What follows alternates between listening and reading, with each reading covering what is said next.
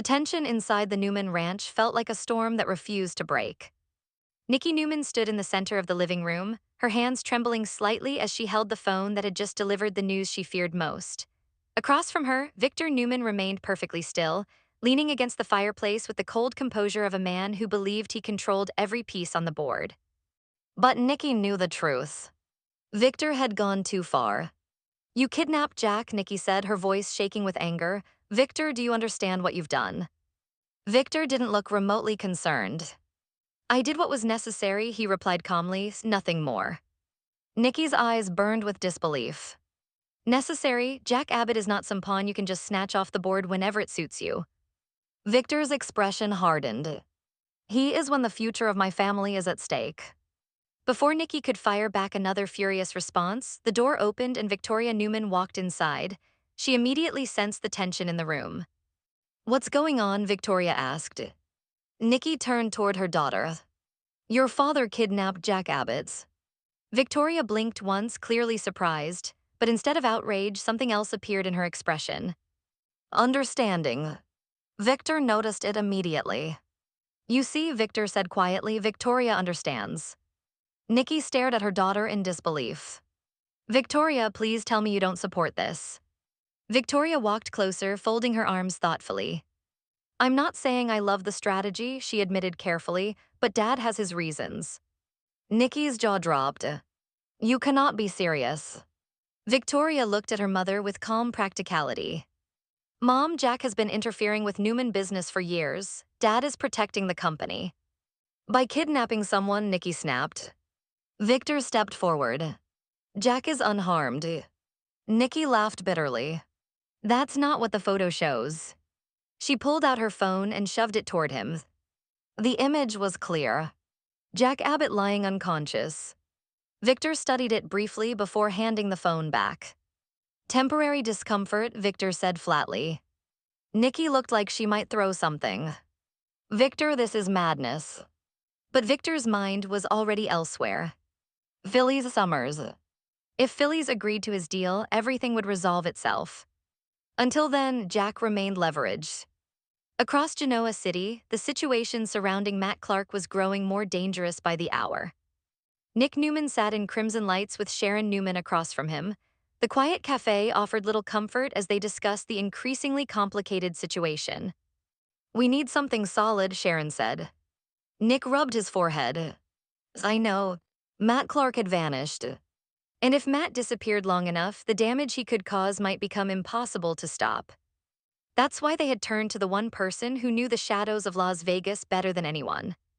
Adam Newman." Unfortunately, Adam wasn't thrilled about it. The door to crimson lights opened. Adam walked in slowly. Nick stood immediately. "Did you find anything?" Adam didn't answer right away. Instead, he sat down and looked at both of them with conflicted eyes.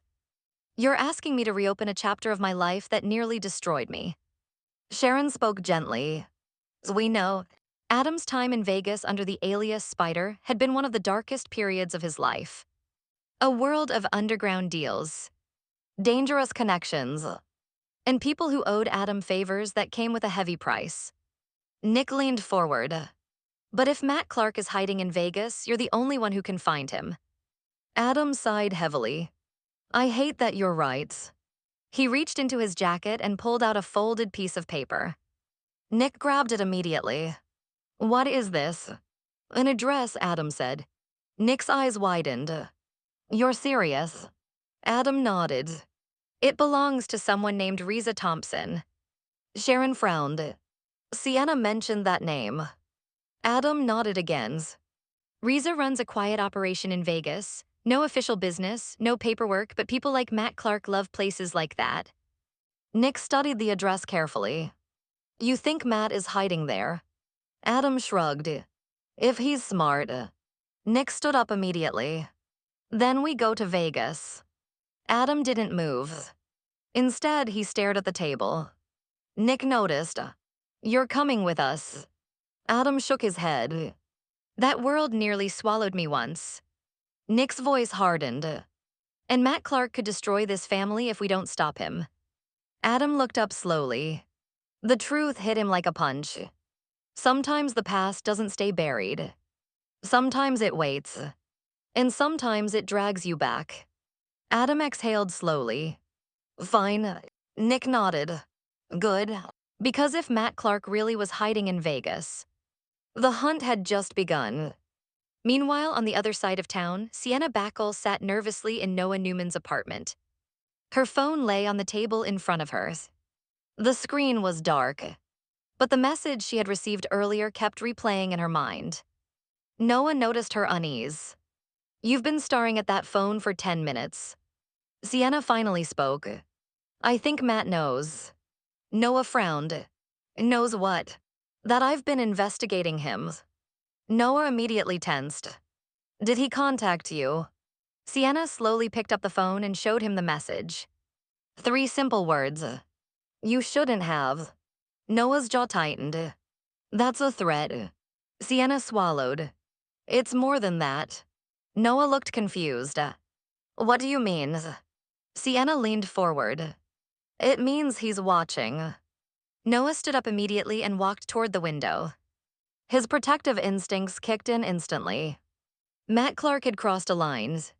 No one threatened the people he cared about. Noah turned back toward Sienna. This ends now. Sienna looked at him nervously. What are you going to do? Noah's eyes burned with determination. We find Matt before he finds us. Back at the Newman ranch, Nikki's patience had finally snapped.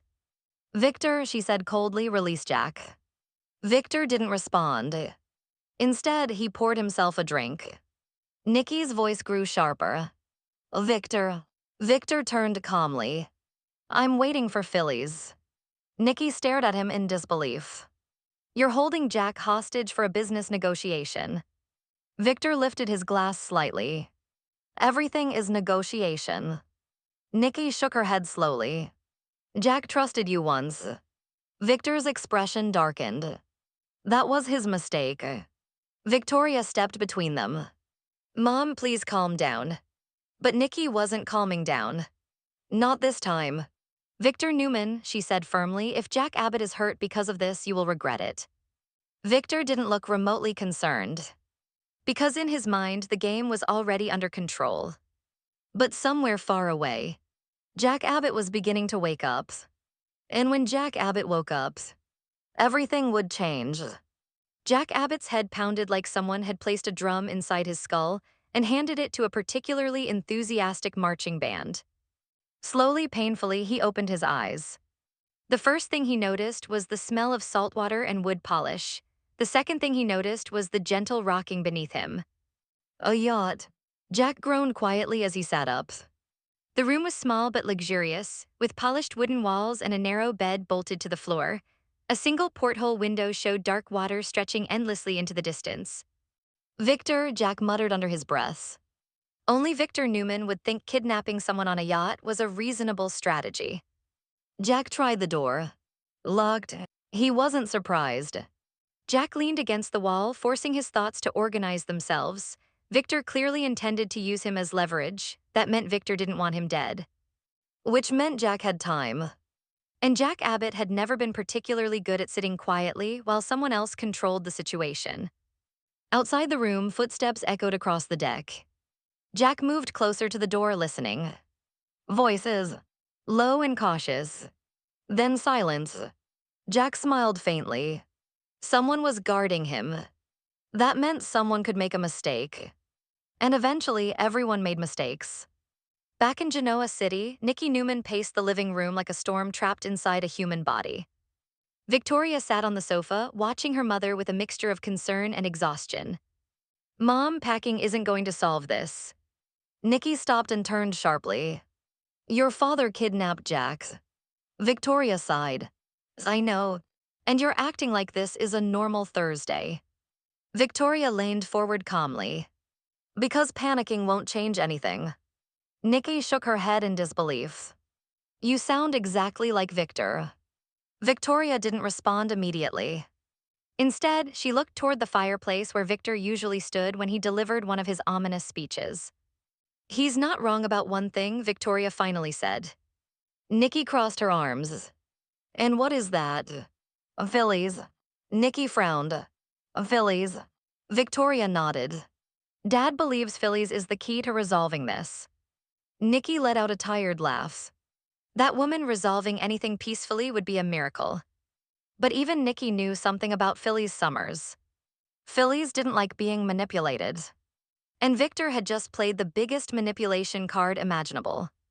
Meanwhile, Nick Newman and Adam Newman stepped out of the airport in Las Vegas. The desert air felt hot even at night. Neon lights flashed across the skyline like electric fireworks. Adam stared at the city with quiet discomfort. Nick noticed. You okay? Adam shrugged. This place remembers things. Nick frowned. What does that mean? Adam exhaled slowly. When I was Spider, this city knew me differently. Nick looked around. And you think someone here still remembers? Adam gave him a dry smile. In Vegas, nobody forgets a man who used to run half the underground information trade. Nick raised an eyebrow. That's comforting. Adam started walking toward the parking area. Let's just find Riza Thompson. Nick followed. If Matt Clark is really hiding here. Adam finished the sentence quietly. Then things are about to get dangerous. Across town in Genoa City, Sienna Bacall sat on Noah Newman's couch, staring at the message on her phone again. You shouldn't have. 3 simple words. But they carried a weight that made her stomach twist. Noah returned from the kitchen with 2 glasses of water. You're still looking at it. Sienna nodded slowly. It doesn't feel random. Noah sat beside her. You think Matt sent it personally? Sienna hesitated. I think Matt wants me to know he's watching. Noah's jaw tightened. That guy is pushing his luck. Sienna looked at him carefully. Noah, Matt Clark isn't just dangerous, he's patient. Noah frowned. Meaning? He enjoys the psychological game. Noah leaned back thinking. That's fine. Sienna blinked. Fine. Noah's voice hardened. Because Nick and Adam are already in Vegas. Sienna's eyes widened. They found something. Noah nodded. A lead. Sienna looked relieved for the first time all evening. Good. But deep down, she knew something unsettling. Matt Clark never left easy trails. If he wanted them to find him, that meant he was planning something. Las Vegas. Nick and Adam stood outside a rundown apartment complex glowing under flickering streetlights. Nick looked at the building. This is Riza Thompson's place. Adam nodded. Looks about right. Nick crossed his arms. Not exactly a luxury hideout. Adam smirked. People hiding from the law usually don't book penthouse suites. Nick glanced toward the staircase. You sure Matt is here? Adam studied the windows carefully. No, Nick sighed. Great. Adam pointed to one particular window on the 3rd floor. But if he is, it's probably there. Nick followed Adam's gaze. Why that one? Adam shrugged. Spider instincts. Nick rolled his eyes. That explanation is not reassuring. Adam started walking toward the entrance. Let's hope my instincts still work. Nick followed. Because if Matt Clark is inside. Adam finished quietly. Then tonight gets complicated. Far away on the quiet waters of Lake Michigan, Jack Abbott finally managed to loosen one of the metal hinges on the door. It took nearly an hour. Sweat dripped down his face as he worked carefully. Finally, click, the hinge snapped free. Jack slowly pushed the door open. The hallway outside was dimly lit. No guard. Jack stepped out quietly. He moved toward the staircase leading to the upper deck. The sound of waves crashing against the yacht echoed softly. Jack reached the top of the stairs and looked around. The deck was empty, which meant only one thing. Victor's men had grown careless. Jack smiled slightly. That was their first mistake. And Victor Newman was about to learn something important. Jack Abbott never stayed captive for long. Back in Genoa City, Nikki stared out the window of the Newman ranch. Victoria approached quietly. You should get some rest. Nikki shook her head. I can't. Victoria placed a hand on her shoulder. Jack will be okay. Nikki turned slowly. You don't know that. Victoria hesitated. No. Nikki's voice softened. But I do know Victor. Victoria raised an eyebrow. And Nikki looked toward the door. When Jack escapes, Victoria blinked. Escapes. Nikki smiled faintly. Oh, yes. Victoria looked confused. Why are you so sure? Nikki walked back toward the fireplace. Because Jack Abbott hates Victor Newman almost as much as Victor hates him. Victoria sighed. That's not comforting. Nikki's smile grew slightly. No, she paused. But it is predictable. In Las Vegas, Nick and Adam reached the third floor. They stood outside the apartment door. Nick whispered, "Ready?" Adam nodded. Nick kicked the door open. The room inside was empty. Completely empty. Nick cursed under his breath. Matt not here. Adam walked inside slowly. Something felt wrong. Then he noticed the table. A single envelope sat in the center. Adam opened it carefully. Nick leaned over his